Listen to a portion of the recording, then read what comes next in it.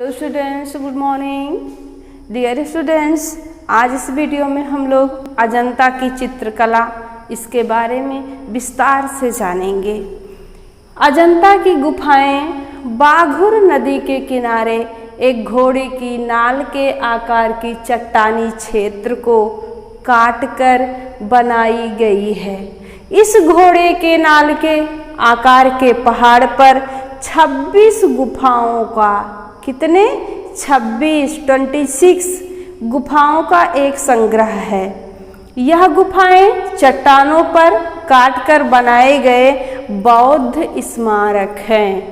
कैसे हैं? बौद्ध स्मारक हैं, जिन्हें यूनेस्को ने विश्व धरोहर स्थल घोषित किया है। विश्व की धरोहर है। अजंता की गुफाएं, ये जो आप देख रहे हैं, अजंता की गुफाएं महाराष्ट्र में हैं। महाराष्ट्र राज्य में, भारत का जो महाराष्ट्र राज्य है, वही अजंता की गुफाएं हैं। जलगांव, औरंगाबाद तथा पहूर, ये 3 रेलवे स्टेशन हैं जहां पहुंचकर इस सुंदर छटा को, सुंदर जगह को देखने के लिए जाया जा सकता है। इन स्टेशनों से फरदापुर नामक गांव तक जाया जा सकता है। जैसे हम लोगों का गांव है, वैसे एक फरदापुर नामक गांव है। उसके निकट पहाड़ियों में अजंता के कला मंडप छिपे हुए हैं। उसी गांव के निकट की पहाड़ियों में ही ये खूबसूरत अजंता की कलाकृति छुपी हुई है। फरदापुर से 6 किलोमीटर की दूरी पर पहाड़ी पर ही बघोरा नदी बहती है, जिसे अजंता जाते समय पार करना पड़ता है। यदि हम अजंता जा रहे हैं तो हमको बघोरा नदी को, वही बाघुर नदी है, ऐसा नहीं कि बघोरा और बाघुर दोनों अलग हैं, उस नदी को पार करके ही जाना होता है। नदी में सर्पाकार, ऐसे सर्पाकार इतने घुमाव हैं कि जब तक आप एकदम पहुंच नहीं जाते तब तक आपको कुछ दिखेगा ही नहीं। जब वो खत्म होगा, आप एकदम पहाड़ी के, अजंता के गुफा के एकदम ठीक सामने पहुंच जाएंगे। नदी का अंतिम घुमाव समाप्त होते ही प्रायः 91 मीटर ऊंचा, 91 यानी 91 मीटर ऊंचा वर्तुलाकार दीवार सा खड़ा एक टीला पहाड़ से निकला दिखाई देता है। ऐसा लगता है ये पहाड़ से एकदम टीला निकला हुआ है, जो कि एक गगनचुंबी राजमहल जैसा प्रतीत होता है। उसके बीचों बीच 12 दरियों की एक कतार सी दिखाई देती है। कतार यानी लाइन।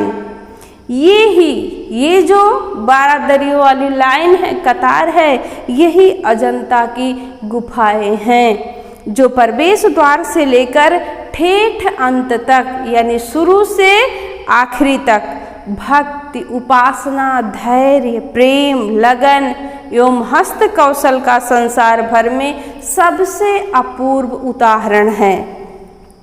यहाँ मूर्तिकला, चित्रकला और वास्तुकला में एक ही उच्च और पवित्र भावना सुसंबद्ध श्रृंखला के रूप में प्रकट हुई है।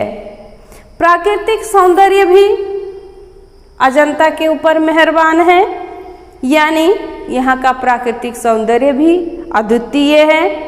नीचे नदी बहती है और उस नदी के जल में बड़े बड़े शिलाखंड हैं।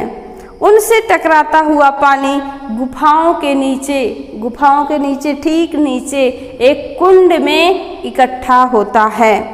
घाटी में चारों ओर, पूरे इस अजंता की घाटी में चारों ओर हर श्रृंगार के वन दिखाई देते हैं। यूं तो वहाँ भांति भांति के फूल हैं, अलग अलग रंगों के फूल हैं, लेकिन हर श्रृंगार के वन ज़्यादा हैं। प्राकृतिक सौंदर्य का पूर्ण विकास अक्टूबर से दिसंबर महीने तक होता है। कला की अभिव्यक्ति के लिए जिन लोगों ने इस अपूर्व स्थान को चुना, उन कलाकारों के चरणों में हम नतमस्तक होते हैं कि इतना दिमाग उन्होंने लगाया, इतना सुंदर जगह चुना जो कि आज पूरे विश्व की धरोहर है। अजंता की छोटी बड़ी कुल 29 गुफाएं हैं। 29 यानी 29। इनके दो भेद हैं, स्तूप गुफा और विहार गुफा। स्तूप गुफा में केवल प्रार्थना या उपासना होती है, यानी भाव भजन होता है। और इसलिए भाई अब भाव भजन करने के लिए ज़्यादा लोग एकत्रित होते हैं तो यह अधिक लंबी होती है। और उसके अंतिम छोर पर एक स्तूप होता है जिसके चारों ओर प्रदक्षिणा करने का जगह होता। प्रदक्षिणा यानी फेरी करने का, जैसे हम लोग शिवालय में शिवलिंग का ऐसे फेरी करते हैं ना, उसी हिसाब से वहाँ भी उस स्तूप का प्रदक्षिणा करने के लिए यानी फेरी करने के लिए चारों तरफ से जगह है। वहाँ से द्वार तक दोनों ओर खंभों की पंक्ति होती है। अजंता की 19वीं गुफा वहाँ की सबसे बड़ी, ये जो अजंता की गुफाएं हैं उसमें 19वीं गुफा जो है वो सबसे बड़ी स्तूप गुफा है और उसका द्वार, दरवाज़ा, फ्रंट छोर सबसे भव्य है। विहार गुफा वो जो है भिक्षुओं के रहने और अध्ययन अध्यापन का स्थान है। ये दोनों प्रकार की गुफाएं और इनका सारा मूर्ति शिल्प एक ही शैली में कटा हुआ है। भले दो हैं लेकिन एक ही डिजाइन में बने हुए हैं। और ऐसे इस ढंग से निर्माण हुआ है कि क्या मजाल है कहीं किसी एक भी मूर्ति या एक भी किनारे पर एको छेनी ज़्यादा लगा हो। अरे भाई उन सब का निर्माण छेनी हथौड़ी से किया गया है।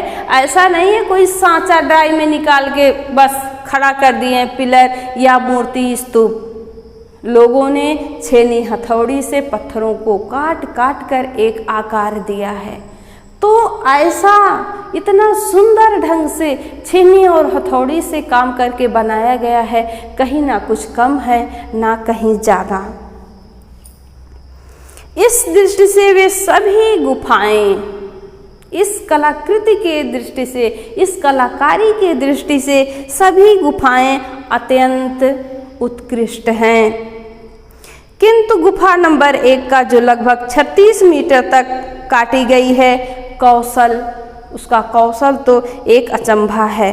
प्रायः सभी गुफाओं में चित्र बने हुए थे, जिसमें से पहली, दूसरी, 16वीं और 17वीं गुफाओं के चित्रों के विशेष अंश बचे हैं। ये सभी गुप्तकालीन हैं, आज के नहीं बने हुए हैं, गुप्त काल के हैं।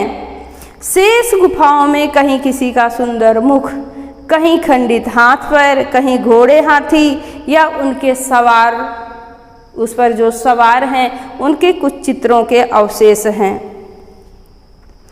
अजंता के चित्र निर्माण की विधि संक्षेप में इस प्रकार थी, बहुत शार्ट में जान लेते हैं कि जहाँ चित्र बनाना होता था पहले उसको किसी औजार से दीवार को खुरच कर खुरदुरा कर दिया जाता था। फिर उस पर गोबर और चूना जो पत्थर होता था उसका लेप लगा दिया जाता था और उसे चूने के पतले पलस्तर से ढक दिया जाता था और इस पर जमीन बांधकर लाल रंग की रेखाओं से चित्र टीप दिए जाते थे, चित्र बना दिए जाते थे और बाद में उन्हीं चित्रों में आवश्यकता अनुसार, प्रसंगानुसार रंग भर दिया जाता था। रंगों की योजना प्रसंगानुसार और चित्ताकर्षक है। ऐसा नहीं है प्रसंग कुछ और है और चित्र कुछ और का भर दिया गया है। आवश्यकता अनुसार उसमें विविधता भी है। विविधता मतलब अलग अलग दिख भी रहा है। यथोचित हल्का साया लगाकर चित्रों के आयामों में गोलाई, उभार, गहराई दिखाई गई है। हाथ की मुद्राओं, से, आँख की चितौनों से और अंगों की लोच आदि से, लचीलेपन आदि से, झुकाव आदि से बहुत अधिक भाव स्पष्ट हो जाते हैं। अरे भाई, मान लो हमको कुछ नीचे से उठाना है तो ऐसे सीधे रख के उठा पाएंगे? नहीं ना, ऐसे झुके हैं हम तो ऐसा लग रहा है कि हाँ हम झुके कुछ लेने के लिए। तो इस हिसाब से वहाँ पर चित्र सब अंकित हुए हैं। पहली गुफा के दालान की समूची दीवार पर लगभग 3.5 मीटर ऊंचा और 2.5 मीटर चौड़ा मार विजय का चित्र अंकित है। अब आप सोचेंगे मार विजय क्या है? मार विजय है प्रलोभन, कामदेव, शैतान की सेना भगवान बुद्ध को चारों ओर से घेरे हुए है और आवश्यकता अनुसार उनका मुख भी है, चित्र भी है, वेशभूषा भी है। जिसको डराना है वो अजीब सा चुड़ैल जैसा उसका शकल सूरत है, वो नहीं कर पाया। तो कुछ कामिनियों के भी चित्र हैं, वो सुंदर सुंदर हैं, बनी हैं, वो भी अपनी तरफ आकर्षित कर रहे हैं। लेकिन यहाँ चाहे कोई चुड़ैल हो, चाहे कोई कामनी हो, किसी का कोई जादू नहीं चला। भगवान बुद्ध को कोई हिला भी नहीं पाया। और आगे हम लोग बढ़ते हैं तो 17वीं गुफा में अंकित एक जातक कथा के बारे में पता चलता है कि पूर्व जन्म में भगवान बुद्ध का नाम बोधिसत्व था। एक बार वे मृग के रूप में जन्म लेते हैं और अपने मृगों के झुंड के मुखिया हो जाते हैं।